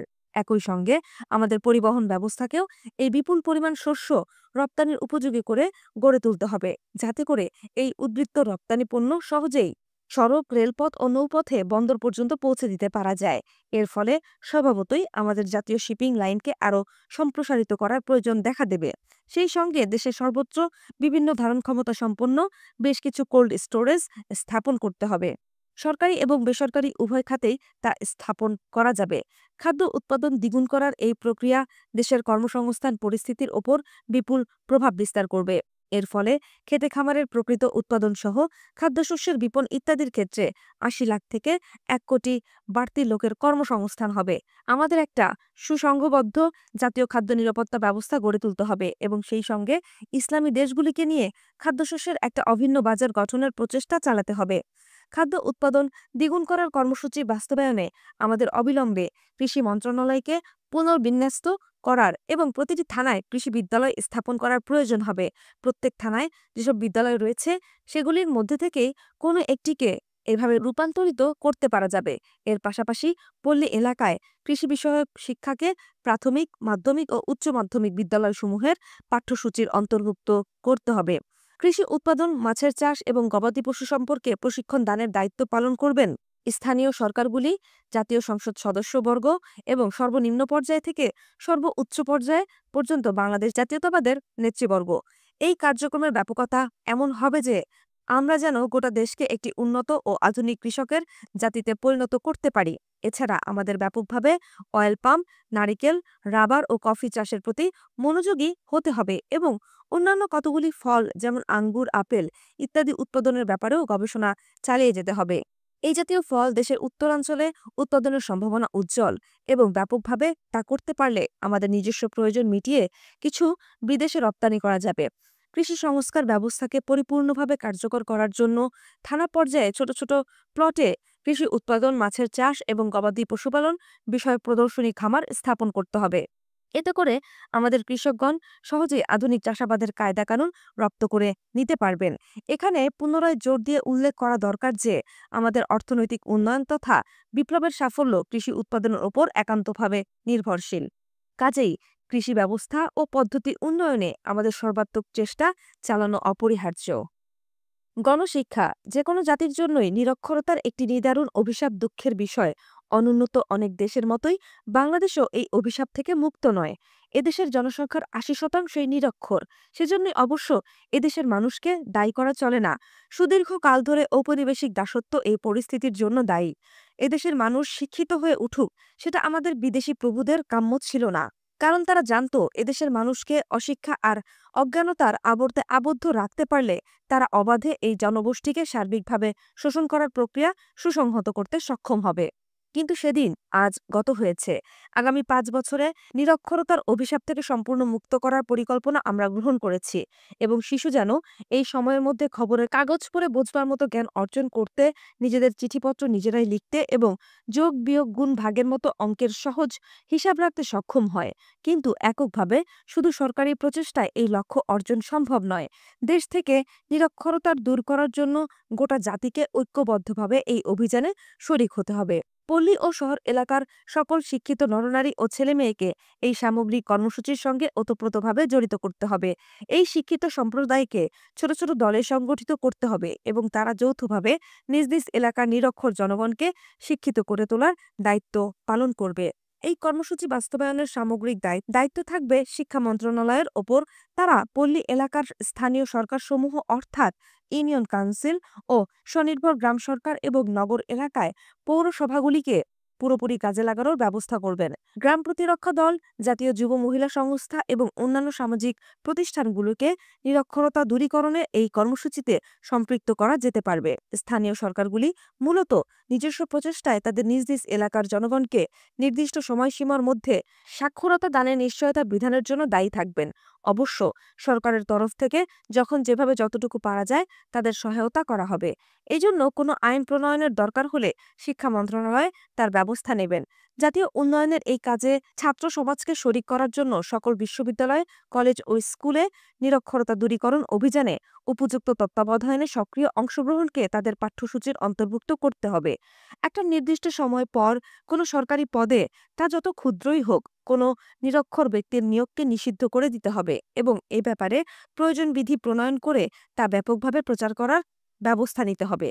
দেশে নিরক্ষরতা দূরীকরণ অভিযান চলাকালে গণশিক্ষাদানের সঙ্গে সঙ্গে জনগণের মধ্যে কৃষি উৎপাদন, মাছ চাষ, গবাদি পশুপালন, স্বাস্থ্য এবং পরিবার পরিকল্পনা সম্পর্কেও মৌলিক জ্ঞান সঞ্চারিত করতে হবে। আমাদের অবশ্যই মনে রাখতে হবে, গণশিক্ষা বিষয়ক পাঠ্যসূচির মাধ্যমে শিক্ষার্থীদের মধ্যে দেশাত্মবোধক ও বাংলাদেশি জাতীয়তাবাদের চেতনা জাগ্রত করা দরকার, যেন তারা দেশের সামগ্রিক বৈপ্লবিক কর্মসূচিতে পরিপূর্ণভাবে নিজেদের শরিক করতে পারে। বস্তুত এই গণশিক্ষা কার্যক্রম আমাদের জাতীয় সহিংসতারই বিকাশ ঘটাবে।